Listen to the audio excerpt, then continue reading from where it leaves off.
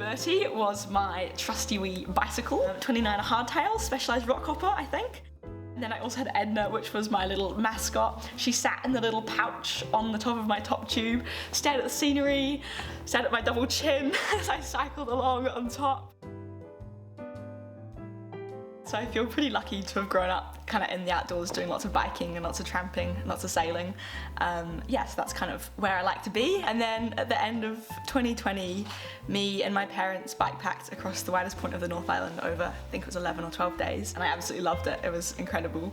Last year I was kind of like, well, I've never been to Milford Sound before. I'd always really wanted to go. And I was like, I've got my last summer between high school and uni. Why don't I bike there? And yeah, so I did, and it was pretty cool. That's where I've come from and where I'm going.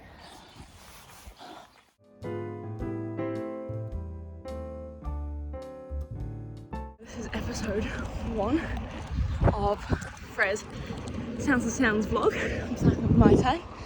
All very lovely. Cycled over the Mongatapu track, which I was really not looking forward to, but it wasn't actually quite as bad as I thought it was going to be. And then yeah, down the other side, along Queen Charlotte Drive, all the way through to Picton. Day 2, I woke up pretty early, got the boats through the Sounds to Ships Cove. A little bit concerned because it is like nearly 12 o'clock and I've only done 18 Ks. There was one point on day 2 when I was cycling along Queen Charlotte Drive and I kind of had my head down. I was counting down the Ks till I got to Picton. And then I rolled into this lovely little bay and I was kind of like, why am I actually in such a rush? And so I stopped and I had a swim and I made myself a cup of tea and it was just absolutely lovely. And I think from then on that kind of changed my perspective on my trip a wee bit. It wasn't about going fast, it was about just taking it all in and going with the flow. I'm having a pretty banging day. I am just cycling along the Awatiri Valley and it is absolutely gorgeous. I'm still in the Molesworth. It's pretty gorgeous, to be honest. I was cycling up a hill and I was a bit over it and then this lovely ute came past And just gave me a whole handful of fruit burst. I was like, oh, I love people so much. It was such like a warm fuzzy moment.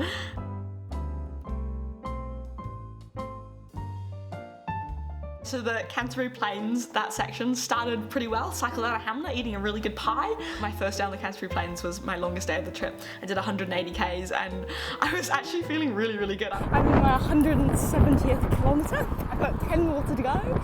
It's very foggy. I've got a cabin booked for the night. Living it up, very excited. I'm jamming out to some absolutely banging tunes. And I did a couple of laps around the car park when I got to my campsite, just because I wanted to make it to 180 Ks on the dot. Although I had a pretty good first day, overall the Canterbury Plains was not my favourite bit. There was just so many really long, boring, flat, straight roads, mostly with a headwind, and it was just not a fun time. Yesterday afternoon was shit, and so was the afternoon before that.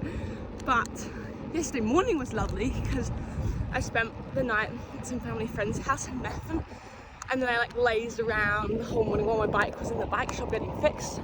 There's also a couple of very terrifying moments. I got attacked by a magpie.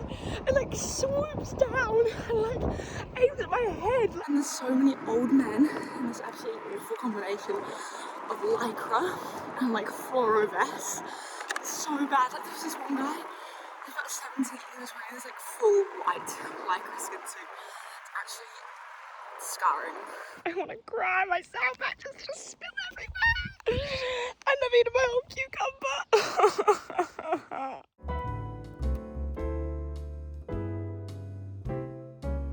It felt so good to get out of the plains and start climbing up some hills once I'd left Geraldine. I have just turned into Cricklewood Road, which along with being a super cool name for a road, like Cricklewood, isn't that cool?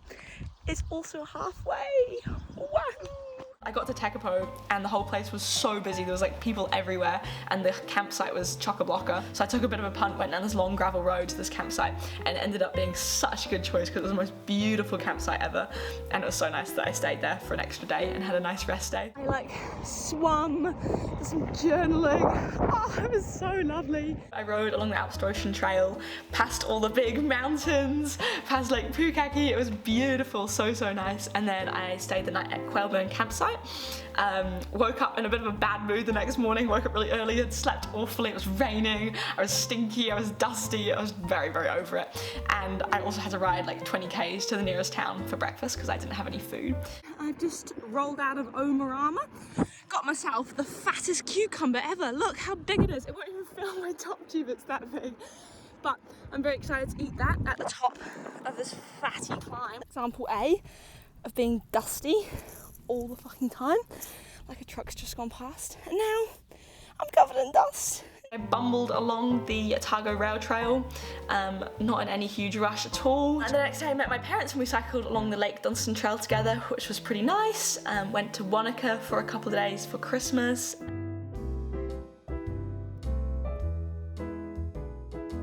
On Boxing Day, me and my parents and our family friends cycled up to the top of the biggest hill of the trip together, which was really nice. One finds that it is rather foggy. One also finds that this hill is rather long. I'm on the highest point of the sounds to sounds. It was very, very cold. My voice went very, very weird. There's loads of rivers and a really big headwind, which is making this really slow going. But it's quite gorgeous, so it's okay.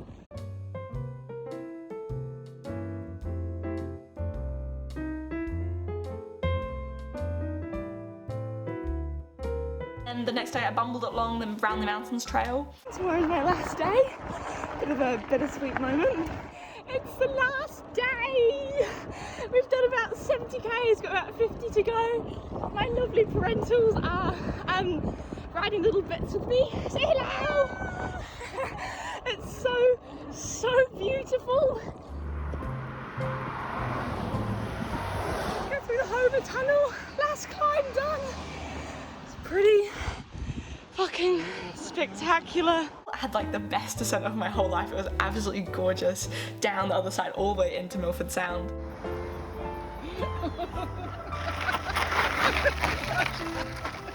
And then arrived in Milford Sound, and it was a pretty weird feeling. It was pretty cool having biked there, I guess. So the day before I left, I was like majorly freaking out. I was like, I don't want to do this on my own. I was just like really overwhelmed. And yeah, there was definitely times on the trip when it would have been really, really good to have someone else with me. And definitely times when I went a little bit insane being on my own.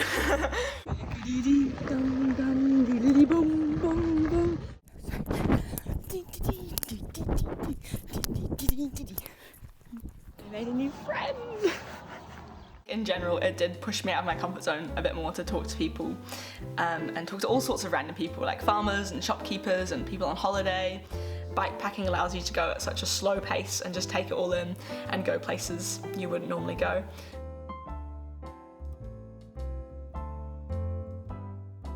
We made it!